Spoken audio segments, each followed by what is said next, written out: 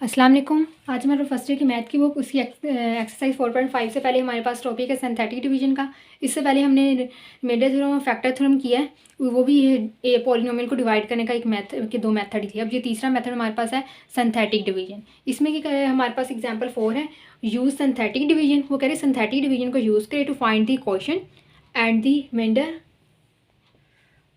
One the polynomial is divided by, ये हमारे पास polynomial दी गया है जो उस पॉलिनोमियल पे डिवाइड होता है। इसे हम क्या देते हैं, पहले F of x equal x4 minus 10x² minus 2x+4। ठीक हो गया। ये किस पे डिवाइड होता है, x+3 पे।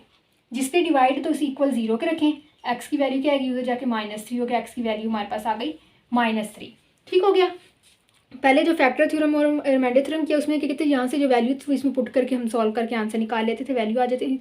अब हमने कहना है इसका क्वेश्चन फाइंड करना है, एंड रिमाइंडर इसका रिमाइंडर फाइंड करना है, क्वेश्चन फाइंड करना है। तो उसके लिए हम सिंथेटिक डिवीजन यूज़ करेंगे। सिंथेटिक डिवीजन के लिए जो इक्वेशन में सबसे बड़ी पावर देखनी है, पॉलिनोमियल में सबसे बड़ी पावर 4 है। और बाकी उसमें फिर हमने उसे डिसेंडिंग फॉर्म में लिखना है, 4 से छोटा 3, फिर 2, फिर 1, फिर कॉन्स्टेंट हम लिखेंगे पहले x4। अब x3 वाली कोई वैल्यू नहीं है तो हम लिखेंगे +0x3। हमने लिखनी सारी हैं, जो नहीं है उसके साथ 0 लेते ताकि वो 0 के साथ 0 के ख़त्म हो गया।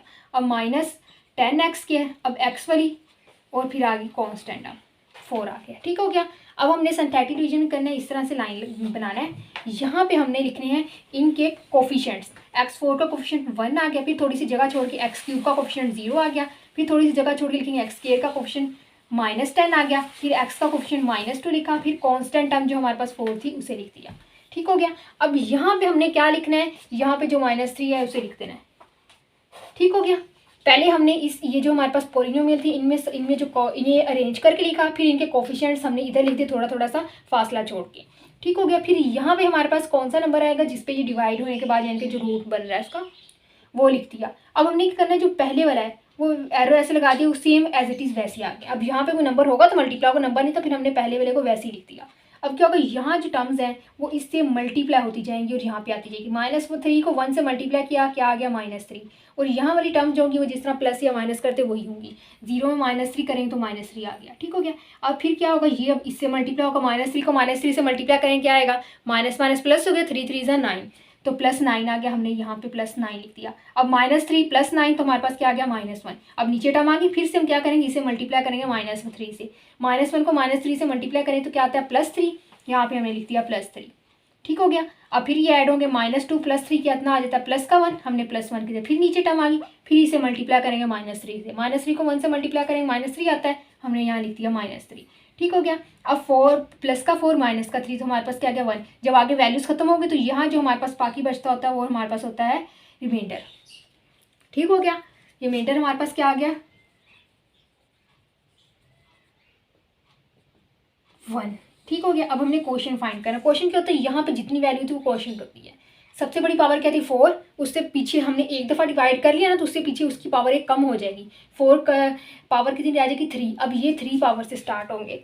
इसके साथ आएगा x3 1 x3, फिर -3 x², फिर -1 x, फिर +1, ये हमारे पास आ गया। अब इसे हम लिखें अगर x3 -3x² -x +1, तो ये हमारे पास आ गया क्वोशंट, जिसे हम क्यूफैक्ट से भी डिनोट कर लेते हैं। ठीक हो गया।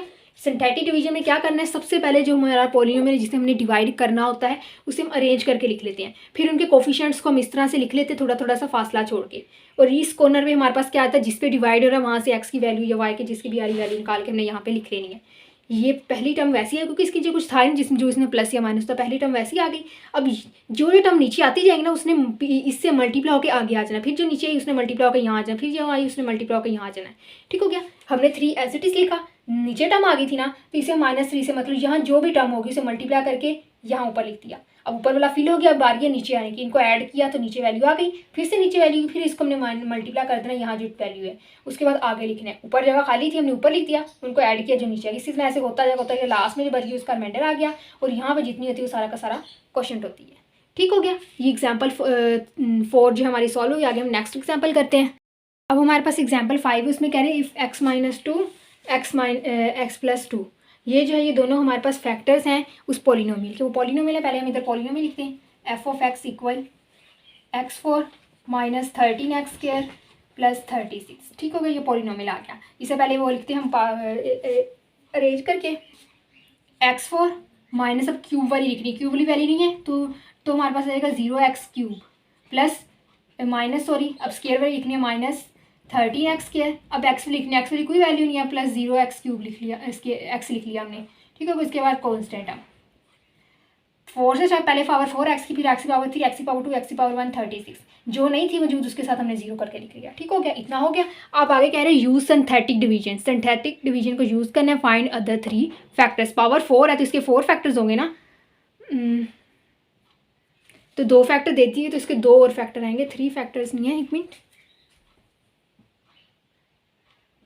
अदर 2 फैक्टर्स है इधर। ठीक हो गया, 2 फैक्टर्स हमें फाइंड करने हैं। सिंथेटिक डिवीजन को यूज़ करना है। ये जो हमारे पास 2 फैक्टर्स दे दिए गए हैं, x-2 को भी इक्वल 0 के रखेंगे तो x की वैल्यू क्या आ गई 2। अब x+2 को इक्वल 0 के रखेंगे तो x की वैल्यू क्या आ गई -2।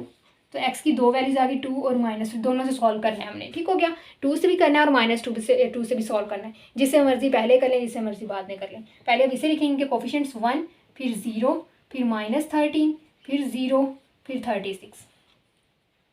ठीक हो गया, यहाँ पे लिखना चाहे पहले -2 लिखना चाहे पहले 2 लिखना, पहले हम 2 रख लेते हैं। 2 रखा, पहली वाली वैल्यू वैसी आ गई। अब क्या करना है, नीचे वैल्यू आ गई तो इस वजह से मल्टीप्लाई होगी, 2 1 2, इधर लिख दिए 0 में 2 ऐड किए 2 आ गए, फिर नीचे वैल्यू आ गई, इसे हम फिर से मल्टीप्लाई कर देंगे इसके साथ, 2 2 4, 13 में से 4 माइनस किए तो हमारे पास आ गया 9, माइनस का नीचे वैल्यू होगी, फिर से इसने मल्टीप्लाई, 9 को 2 से मल्टीप्लाई करेंगे -9 आ 2 18 आ गया, तो 0 में करेंगे तो -18 आ गया, फिर से इसे इससे करेंगे तो 18 2 36 और साथ में माइनस का 36, ये प्लस का 36 माइनस 36 0 आ गया इसका मिड।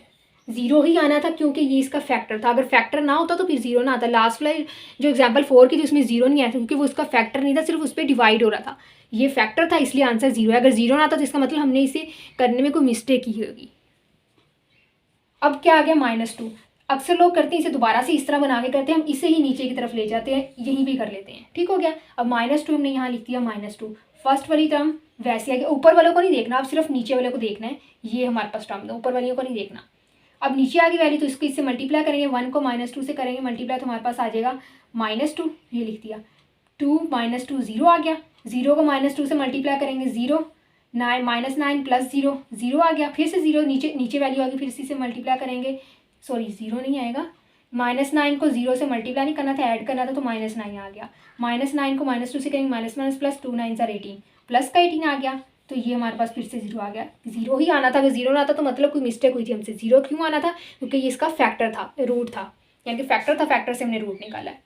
अब हमारे पास ये बन गई। अब आगे नहीं है तो आगे हम नहीं कर सकते। अब ये इक्वेशन से हमने बनानी, इसकी सबसे बड़ी पावर क्या थी 4, हमने इसे 2 टाइम डिवाइड की तो 4 में से 2 माइनस करेंगे तो क्या आ जाएगा 2, तो x की पावर 2 से स्टार्ट होगा 1 x की पावर 2 प्लस 0 x -9 इक्वल 0, तो ये ख़त्म हो गया, हमारे पास आ गया x² -9 इक्वल 0। मैं बाकी यहाँ पे करती हूँ, x² -9 इक्वल 0, x² -9 को लिख सकते हैं 3 का स्क्वायर इक्वल 0, तो एक दफ़ा प्लस में आ जाएगा और एक दफ़ा इसे माइनस में लिख देंगे। ठीक हो गया, दोनों इक्वल 0 के रखेंगे, x -3 इक्वल 0, x + 3 इक्वल 0, ये x 3 उधर जाके प्लस का हो गया और ये वाला 3 उधर जाके माइनस का हो गया, तो हमारे पास दूसरे 2 रूट्स आ गए, x -3 x + 3, उन्होंने फैक्टर्स बोला था तो फैक्टर ये आ गए, इसे आगे करने की जरूरत नहीं, उन्होंने फैक्टर्स बोले थे, ये फैक्टर आ गया x -3 x + 3, 2 फैक्टर्स आ गए। ठीक हो गया, ये एग्जाम्पल 5 कंप्लीट हो गया। आगे एग्जाम्पल 6 और 7 जो इंशाल्लाह नेक्स्ट लेक्चर में करेंगे, तब तक के लिए अल्लाह हाफिज़।